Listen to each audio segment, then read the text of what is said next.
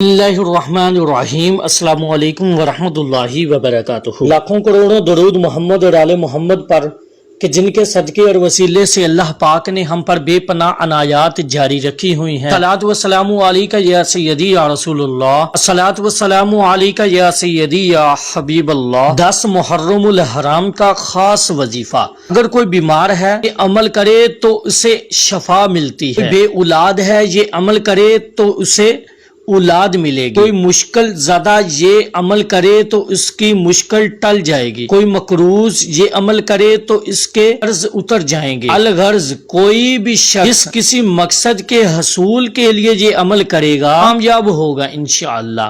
عمل کا طریقہ کا نور فرما لیجیے۔ 10 محرم الحرام کے دن نماز عصر کے بعد وضو، توجہ اور تعظیم کے ساتھ 700 مرتبہ یہ درود پڑھیں: اللہم صلی علی محمد وعلی آل محمد۔ اس درود پاک کا ثواب تمام شہدائے کربلا بالخصوص سیدنا امام حسین رضی اللہ تعالی عنہ کو ہدیہ کریں، پھر اللہ تعالی سے شہدائے کربلا کے وسیلے سے اپنے مقصد کے حصول کی دعا مانگے اور یہ منت مان لیں کہ جب میرا فلاں کام ہو جائے گا تو یہی درود پاک 7000 مرتبہ پڑھ کر امام حسین رضی اللہ تعالی عنہ کو ہدیہ کروں گا، انشاءاللہ بہت جلد مقصد میں کامیابی ہوگی۔ یہ عمل ہزاروں لوگوں نے آزمایا اور مجرب پایا۔